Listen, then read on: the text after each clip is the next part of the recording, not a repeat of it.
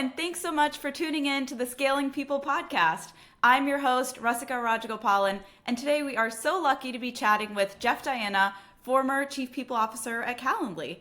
Jeff is such an all-star, having led people teams at household names including Atlassian, Expedia, SAP, and Microsoft. He's an advisor and board member to a host of companies and is also just one of the best speakers I've ever encountered. So, Jeff, thank you so much for coming on the show. Awesome to be here today. I love it. I love it. Well, there's so much to talk about. Particularly, I've heard you talk a lot about this role of the CPO, ensuring that the people agenda and the business agenda align. And so I want to dig a little bit into that today. What I've kind of observed is when you really get into the how of that, you realize that getting alignment on the business goals and the operating plan in and of itself can be the trickiest part. Sure. And so I'm curious how you've supported the exec teams that you've worked on in navigating that component of it. Before even getting into the how do the people strategy align, like how do you get to the same place on the business plan? Well, I think even just that realization is a big deal. I think many CHROs and frankly other functional leaders, when they're building their own plans, sort of assume that everybody around the table is aligned and they've got a great clarity on what they're driving and how they're going to get there. And inevitably, in my experience, they're not as aligned as you think. So one of the tools that I like the most, and it's actually a ritual that I picked up from Scott and Mike at Atlassian, and then I've sort of tweaked it over the years doing my own consultancy and advising boards, something they called a painted picture exercise. And Scott and Mike every year would start the planning process by going off, the two of them, and writing a white paper on where they saw the vision of the company going in the next few years. They would then post that, of course, on Confluence, leveraging Atlassian's products, and everyone in the business had an opportunity to add their thoughts. And then ultimately the leadership team would look at all of those comments and add their own thoughts around where we should go on different vectors of the business. What I found really powerful about that was you would naturally assume, right, the leaders, they did last year's op plan. They're in the board meetings. They know all the stuff that's going on. They're naturally going to be aligned on exactly where they're going from that op planning perspective. And in this painted picture exercise, you essentially take different vectors of your business. And I've leveraged this in my consultancy days with lots of different companies. And I've done it with the entire company or just the executive team. And usually the executive team has a little more depth of knowledge to really grind into this. But you look at the different vectors of your business, everything from your customers to your community to what you're doing in product, right, to what you're doing from a governance perspective, how operations are working. And you think through the different areas of your business and you define what you think success will look like over a particular time horizon. I typically find something around 18 months to 2 years is really valuable because it's a little broader than an op plan. It's not as squishy as a 3-year plan, especially in hyper-growth businesses with the amount of change going on. But what's really interesting about the tool is it can become part of your alignment and your ongoing operating process. What typically happens out of that when you drive it is leaders will talk about where they expect to go on these different vectors. Partnerships, where are we going to go on partnerships? And inevitably you will see the degree of progress on that vary based upon the person responding to it. The CEO may have really grand plans. The person running go-to-market may say, there's no way we can get that far. I think this is more realistic. So it uncovers alignment and misalignment. Mm-hmm. You then facilitate a deeper conversation on those areas. Here's where we're aligned. Here's where we're not aligned. How do we get alignment? And finally, you typically like to create one KPI for each of those category areas and a clear owner of it. Mm-hmm. And the reason for doing that is, as you know, when you go through day-to-day running of your business and making trade-offs, these functional leaders carry a lot of ground. But most of these large deliverables have cross-functional components to them. And you need one person to feel like they're the owner of what that is. And so when you set those one KPIs in an owner, you make very clear that that owner's job is not necessarily to deliver that KPI because it may be done through the actions of lots of others, but their job is to be the sponsor of it, to highlight where there's resource gaps, where they see challenges to us delivering it, and make sure we're constantly elevating that up as we do some type of regular review of that as an exec team. So it's a really powerful tool, and I will tell you when I do consultancy with CEOs, I ask them this question: how aligned is your leadership team on your operating plan and where you're going? And they'll say 100%. And inevitably, they're nowhere near 100% when you get into the nuances of what we're going to do and how far we're going to get on these different vectors. So I found it a really powerful tool to galvanize an entire company and energize them on where you're going, and a really good operating tool for alignment and just monitoring progress beyond just your operating plan for the quarter. Yeah, I love that. How you mentioned you do this with your exec team, but then you also, you've done it at the company level or maybe at the manager level. What's the right balance where, you're able to get some clarity without too many cooks in the kitchen, too much noise? And then how do you avoid being a little too constricted where you're missing some key perspectives, folks that are on the ground and actually living these problems day to day? Yeah.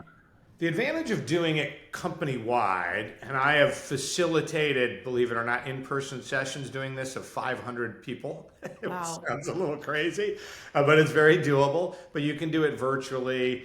The beauty of doing it company-wide is, one, you get great ideas from all over the business, right? That you may not have thought of for the exact way to accomplish a particular goal. Number two, you sort of see the level of alignment across the business. And remember, executives can be aligned, but we know executives don't execute, right? The people underneath them execute. So we'll point to some of those same challenges you mentioned with the executive team. The third thing for me is it actually forces people deeply in the organization to think about all parts of the business. When you ask the engineers what we should be doing in partnerships and go to market, they don't spend a lot of time thinking about that. But this forces them to sit there and think about, with the stuff I'm building, how is that going to affect the customer? How should I think about that? So it broadens the level of thinking. And the last thing I like to do with it is create an artifact, which I've done several times when I do this with companies, where we will draft a final document that says, at the end of this painted picture window, which is 2 years out, this is the goals we're going to have and the one metric we're going to track to with a target against it. And when you do that with an entire company, you'll be amazed at the words you get from people to describe it, right? So if I have to do it all myself and sort of be the marketeer and wordsmith of this, it's the power of one. When you have hundreds of people doing it, they will say it in such a great way. And then guess what? They're bought in because it's their vision. It's probably the one thing I liked the most in the tweak I created from Scott and Mike going off as founders and writing it and then getting reaction. I actually like flipping it and saying, let's just start with the category areas and let's see where people's dreams go of how far we can get. Because it's a very galvanizing, energizing way to get people thinking broader about the business. What's the right cadence to do something like this? Like, if you feel like you have to do it a certain amount, where's the amount where it's too much, where maybe you're not, thinking strategically enough to anticipate where you might have to kind of correct course? For me, I typically like to weave it into your annual process. It's just part of the operating rhythm. So, companies, when they go to do op planning, want to do some type of strat planning in advance, thinking over a longer time horizon.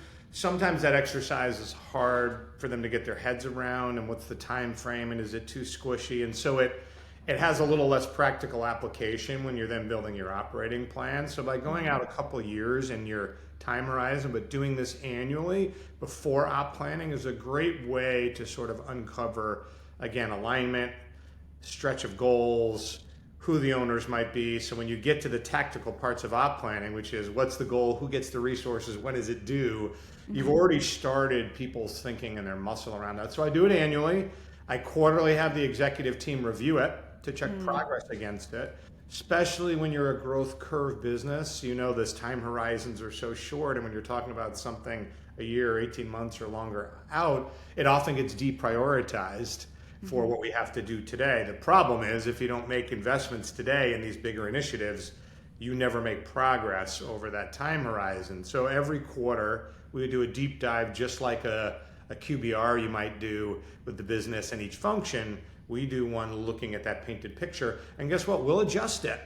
And every year we come back and say, if we did it now and said, hey, it's for 2020, the end of 2026, next year when we do it, we'll look at 2027. We push the time frame out the same 2 years, and we show where we made progress, where we fell behind, and we adjust those goals. So it's a dynamic planning and tracking ritual. And I'm a big fan of rituals in businesses to just drive alignment and energy and really ultimately performance of your business. Yeah, I don't think I've done this exact exercise, but in past companies, a version of this has been incorporated in the onboarding process. And so I remember at a past company, we did this program where each executive kind of did a version of this painted picture for the next year or two. And every new hire, the whiteboard would be completely marked up by the end of the session. Every new hire feels like I joined at the right time. I'm going to be able to make so much impact. And then you go through all these sessions and you kind of see how, these visions are starting to converge and how they overlap and how they kind of intersect. And so I think being able to do that throughout your tenure at the company every year, that reboot feels, I can understand why that would be really energizing. So. Well, one of the things you mentioned with that, which is really valuable, is that one of the value props of earlier stage companies is your ability to have voice on bigger areas and more exposure to leadership. And as you scale the number of people, that typically declines. So we have to come up with rituals or ways people continue to have voice and input, even if they don't get the one-on-one face time that they were able to get when an organization was smaller. So a ritual like this does that. We actually used it at Atlassian. We had a very pretty version of it. It was sanitized because we didn't have all of the detailed numbers in it, but we actually gave it to candidates with their offers because it was like, this is what you should get excited about where we're going in the next phase of growth of this company. Not just your job, not just your comp, but like this is the vision. So similar to onboarding, and then of course we would deep dive into onboarding as well. But we used it as a recruiting tactic too that was fairly successful.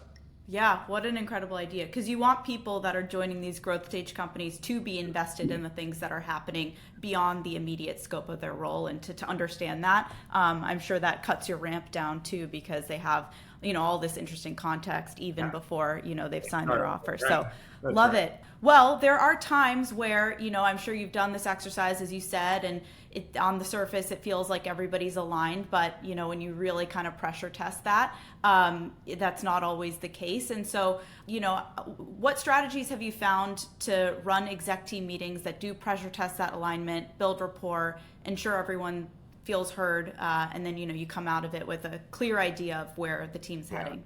Yeah, maybe I'll give you tips and tricks based on the different vectors of that. Like for alignment, one of the things I like to do is make sure we're aligned on the way we're going to win across the organization in terms of how we're going to work together.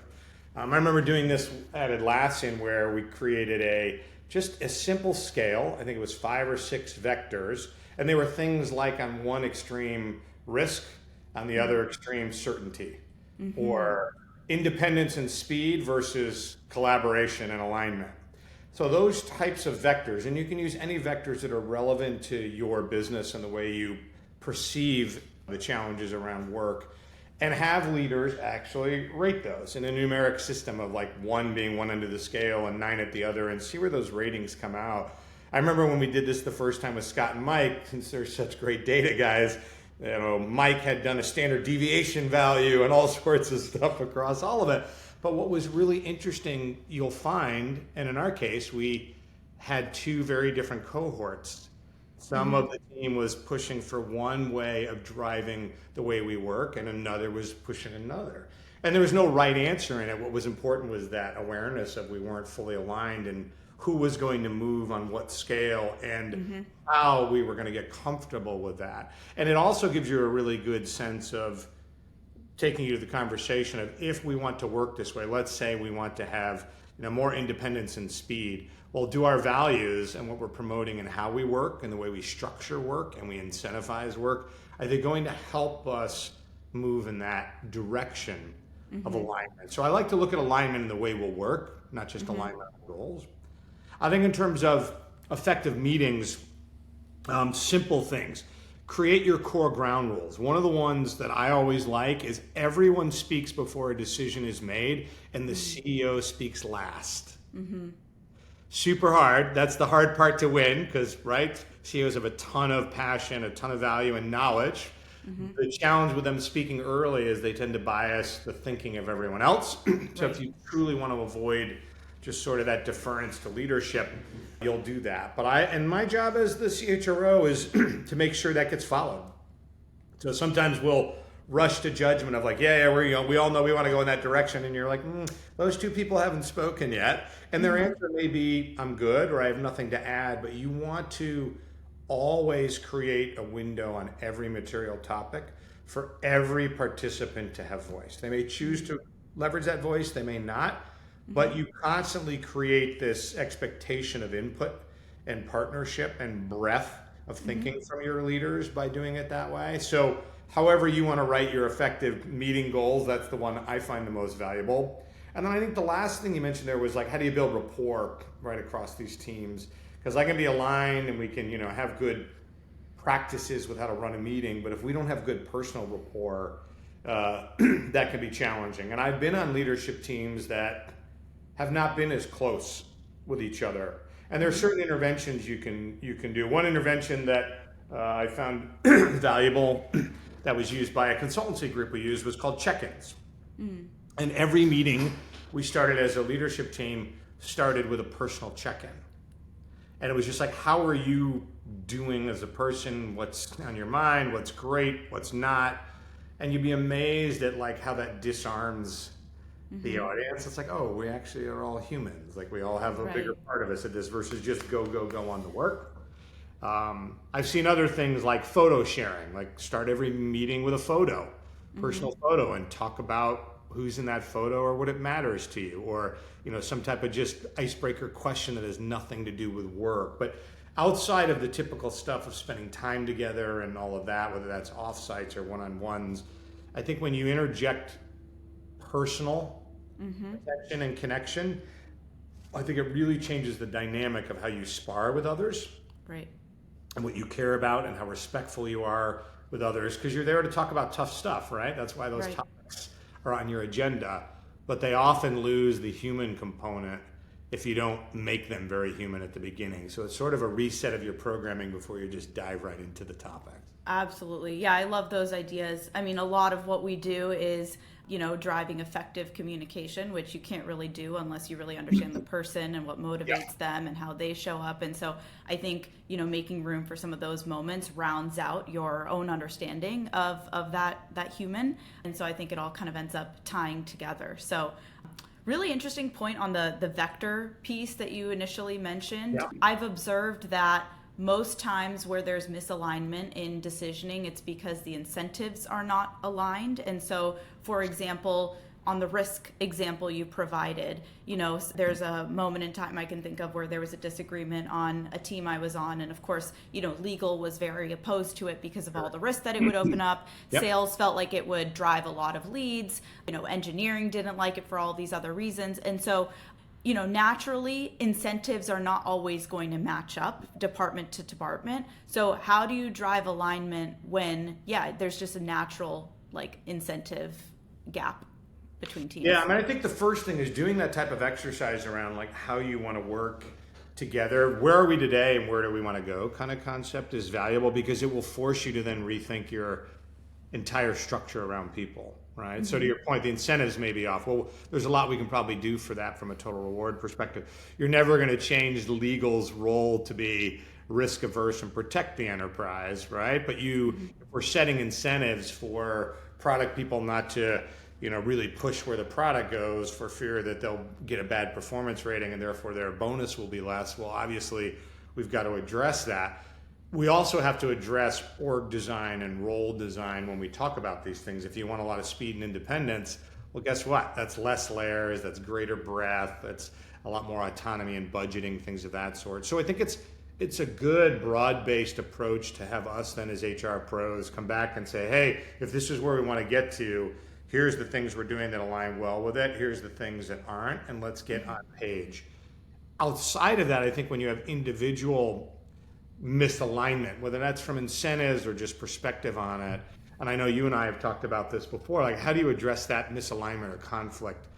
And I found a really simple tool that I use in meetings. It's a simple 4-block. I think it probably was a McKinsey tool back in the day, so I don't take credit for creating it. But on one axis was agree, yes or no, commit, yes or no.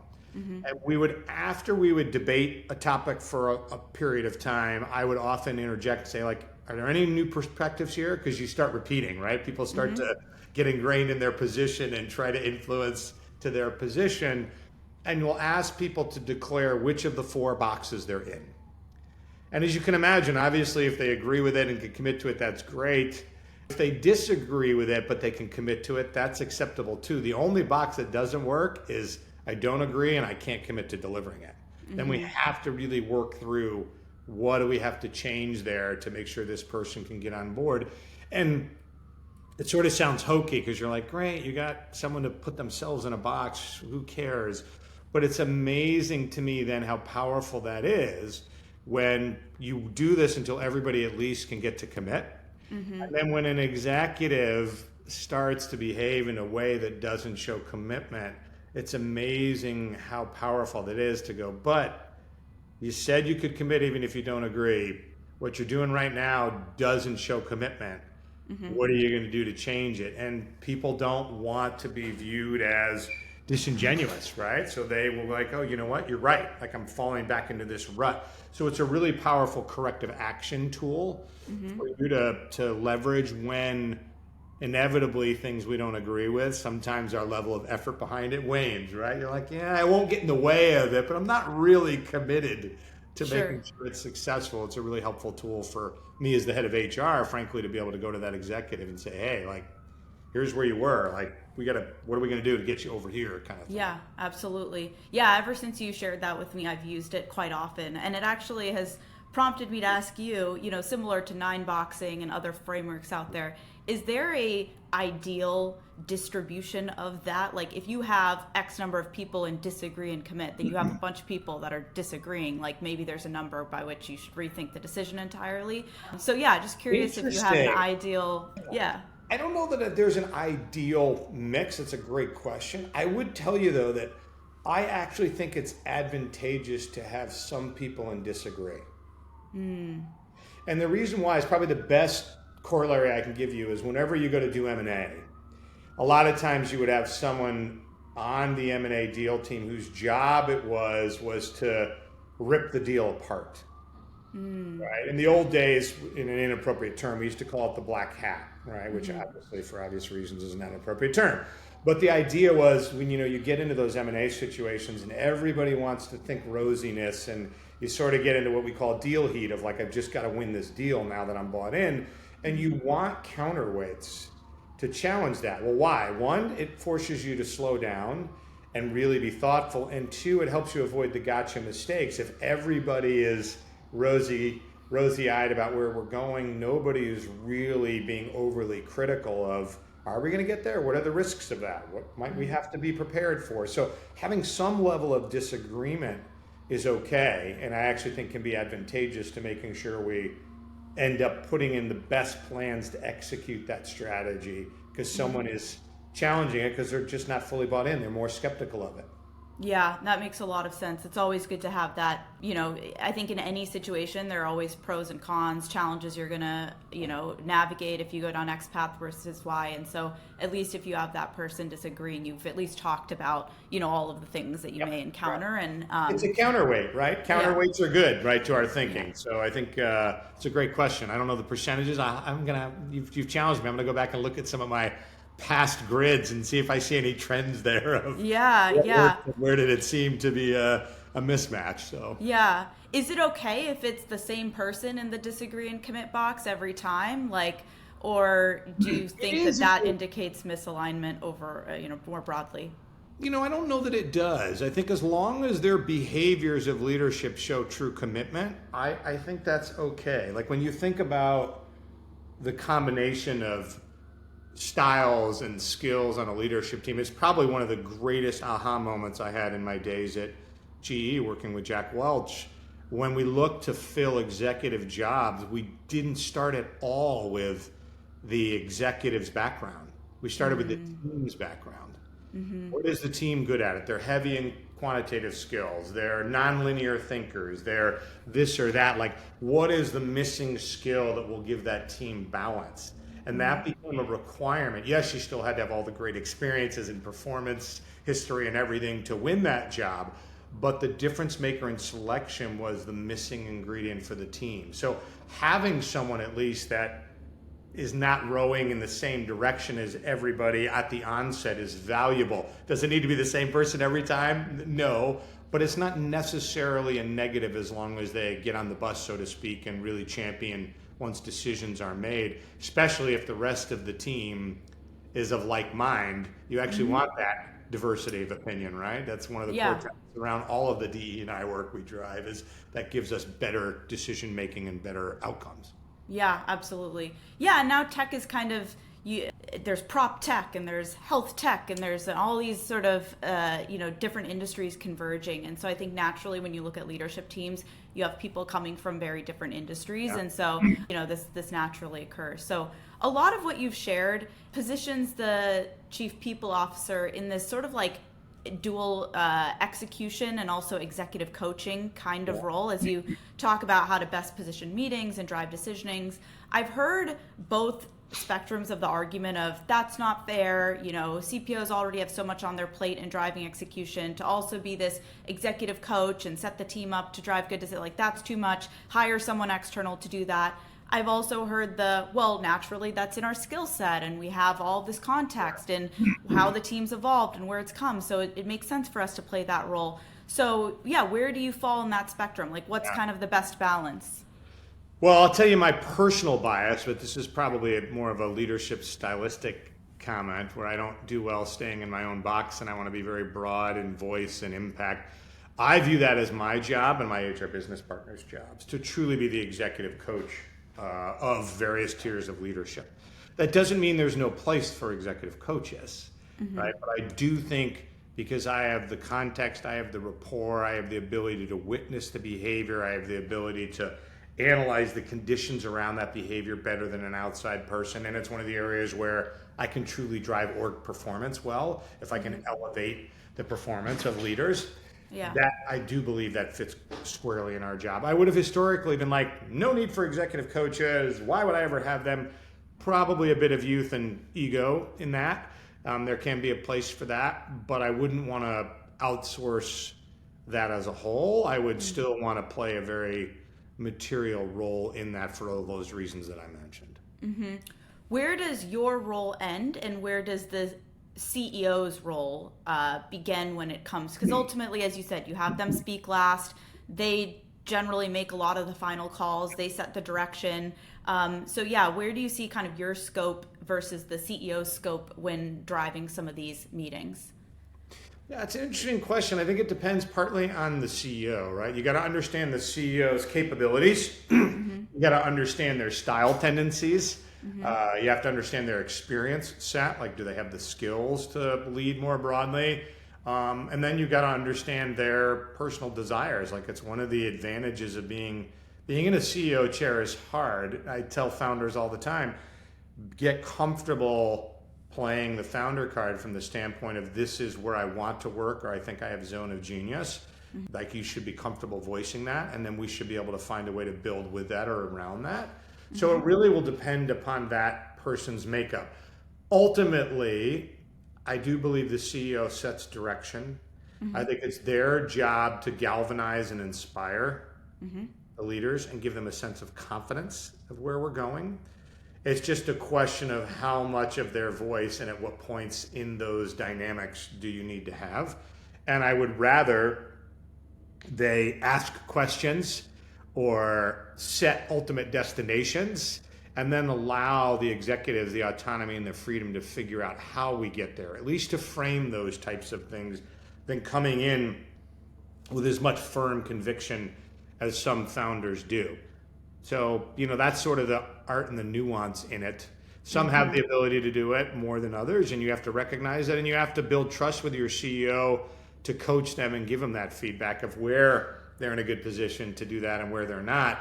And that whole topic of how do you build trust with the CEO and give them feedback is such an important part of what our job is. I think when you're an early stage business, it correlates with the founder being more voice, more decision making, less input, right? They've had the vision, they've created this technology, they've decided the problem they were solving, and they often don't have as robust an experience set around them at those early stages. People that can pattern match and see the complexities ahead, where they should turn over more of that voice. So it sort of correlates, I think, a little bit with size and scale as well. Yeah, absolutely. How do you, because they place so much weight in how, the meetings are run, what the outcomes are, what the vision are, if you ever start to feel like, they're limiting progress or something that they're doing, could be addressed, how do you best deliver feedback to your CEO, knowing that, at the end of the day, they're also your boss and there's a delicate relationship there?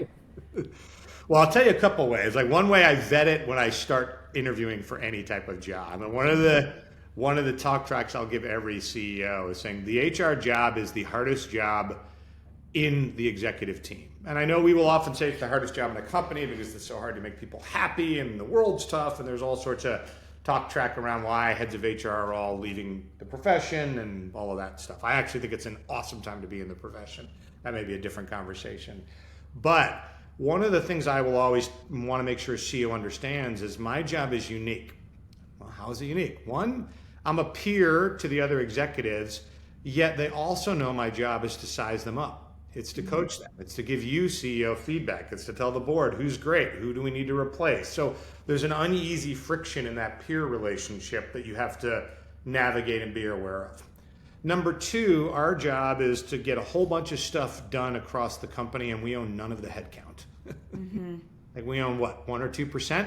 Yet everything gets done across the people that are run by all of these executives, and everyone has an opinion and is an expert on culture and everything else in the HR space. That makes it very difficult. It's an influence job. And three, your relationship with the CEO is always very unique. Yes, I always report to the CEO, but I also guide the CEO. I have more influence in many ways over the CEO than many other execs will, because of that duality of role of coach and subordinate. And so I want to make sure in the interview process or at the early stages of forming a relationship, they understand that dynamic. That's really important. And if they chafe at that, well, that may be a good thing to recognize from a selection perspective. So I'll start there. And then I secondly go to, let's talk about defining how you want to give me tough feedback. So the mistake I see a lot of times is HR people will go, I want to talk to the CEO and talk about how I'm going to work with them and give them feedback and coach them. And I like to start by, again, demonstrating that by reflecting on myself. How are you, CEO, going to give me tough feedback? Let me tell you about how I like it, how I don't want to get it. Don't lay me out in the middle of a meeting in front of my peers, like that type of stuff. And so the CEO can see through the lens of them giving tough feedback to me where the challenges are in that. I then flip that and go, great, now that we've aligned that on me, how do we make that reciprocal? Yeah. Now you sort of box them in some ways because they've sort of said, oh, I wouldn't do that and I understand why not. And then they're like, but I'm the CEO. I want to just tell you what So it sort of gives you some type of frame that you then can finesse and discuss off of where it will be different. But I think, one, it shows you start with yourself and you're okay to get tough feedback and you want to be clear on how to do it. It makes it harder for CEOs to resist you doing the same to them. And it sets that frame a little bit. So that's the first place that I start.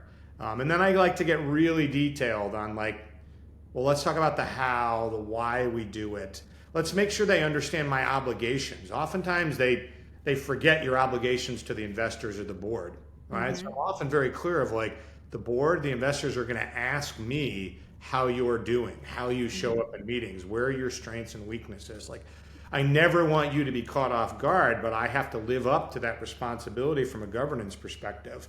Absolutely. And that's coming. I don't drive that. That's coming from the board. So the best way for me to make sure you're not blindsided and we can build a trustworthy relationship is to figure out how I can give you that tough feedback, because I'm going to have to give it to the board and these other stakeholders, and I never want you surprised. And it sort of disarms them a little bit of oh, you're good, you're on my team, right? You're here to help me. All right. So those are some of the tips and tricks on that. Yeah, so valuable. One mistake I've made in the past is particularly when the business is going through a rockier time. You have limited time with the CEO. There's so many problems to talk about. I've focused too much on the problems and maybe not enough on some of the wins. And I think balancing that out shows the leader that you can see the complexity in things and, gives them peace that, okay, we're making positive momentum in these areas, maybe even because of some of the coaching I've received. So that's good. Sure. That's good investment for me to believe that, it's worth kind of moving the needle in these areas. So yeah, really balancing the good feedback and the constructive feedback, I think, can also be,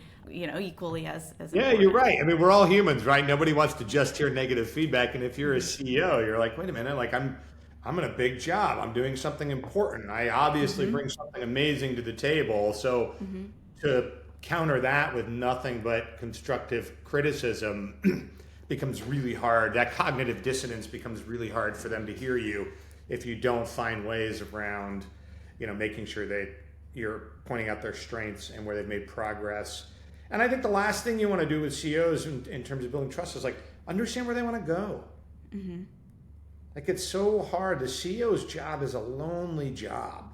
They can't fully bare their souls to their teams because the team looks to them for conviction and confidence. They certainly can't do that with their boards or their investors for fear of they're going to replace me or something else. So they're sort of stuck in this limbo of like, I don't really have a place where I can truly feel safe to share where I'm thinking other than potentially with other CEO peers or things of that sort. And again, they then lack context or ability to help me in the same day-to-day way that a head of HR can. So you've got to recognize that, understand where they want to go, and make sure you're helping them get there. Absolutely. Yeah. Well, this has been so valuable. To wrap everything up and kind of tie us back to where we started, just around decisioning and running the business, something that, I think a lot of us are experiencing right now is obviously decisioning isn't made in a vacuum. It's made in the response to the broader environment that we have at play. And so today, there are times where there's a lot of focus on profitability. You're starting to see that shift in favor of growth. And so how do you, set this compelling vision and work towards these goals while also, matching that to the swings of what's happening in the external environment without it feeling exactly like these big pendulum swings? Sure. Yeah, I mean, I think, look, it's one of the ways I think HR executives can really differentiate themselves from the pack. Like we have a reputation of not being as broad thinkers, understanding the financials, understanding the business, and arguably I would say we've earned much of that reputation. And the ones that are broader in their knowledge set are truly differentiated. So how do you do it? I think you got to look at the various layers of the cake. You're right. You got to start with macro trends. Understand the global trends in economies. What's going on with inflation rates, right? How are economies growing globally or in the region where you're working? Like you have to read some of those macro reports and understand macro trends. Macro trends take time to then manifest themselves for your business. So they're a bit of the long tail looking far out, what's starting to come down the pike. You then go down a level and you go, okay, well, we got these macro trends. Let's talk about what's going on in my market. Read your competitor reports. What announcements are they putting out? What filings are they making if they're public? What are they saying at their conferences if there's doing that? There's so much more data we can get today than we've ever gotten. Even just throwing it in some kind of chat GPT equivalent and saying, tell me about X. Like the info comes to us in a way it never has before.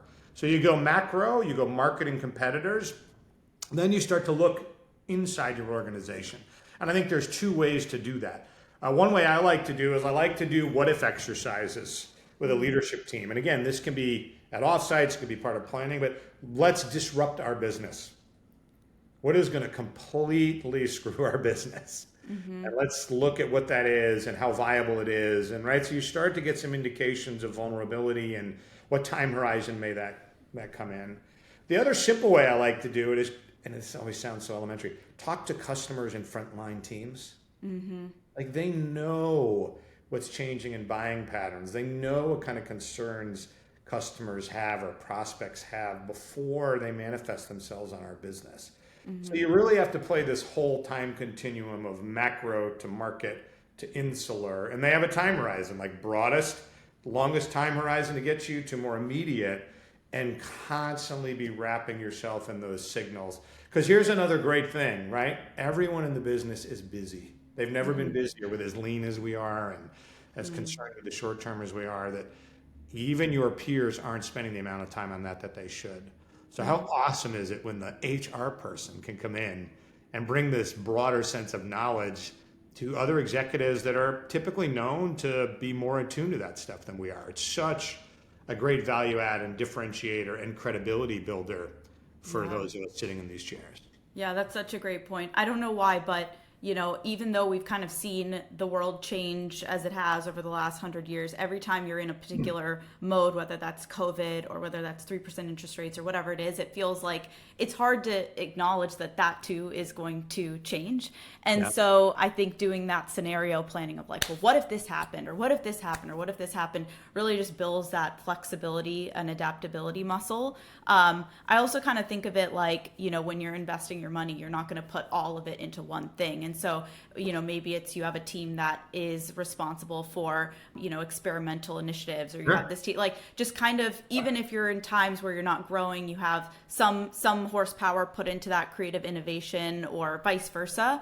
But yeah, kind of thinking about the pendulum swings not being so wide by trying to balance out how you're operating your business. And you're right. I mean, as you look with the pace of change of technology, and there's lots of speakers out there that speak to this, it's changing at a rapid pace like we've never seen before. So the disruption to macro markets, to individual competitor markets, to your business is only going to come faster. So having line of sight to this stuff and being aware of it is literally going to be critical to the survival of businesses. And again, it's an opportunity we have to shine. Amazing. Well, Jeff, I so appreciate you taking time to come on the show. It's so evident that you've lived in the trenches, and all the frameworks that you provide just allow, anyone to be able to so directly apply everything that you've learned and put it into practice. So thank you for all your insights, and until next time. Yeah, it's been fantastic. And any of your audience members, if they want to jam on particular stuff, hit me up on LinkedIn. I'm always happy to help. I want to continue to see us elevate our profession and the impact we have. So thanks for doing this podcast.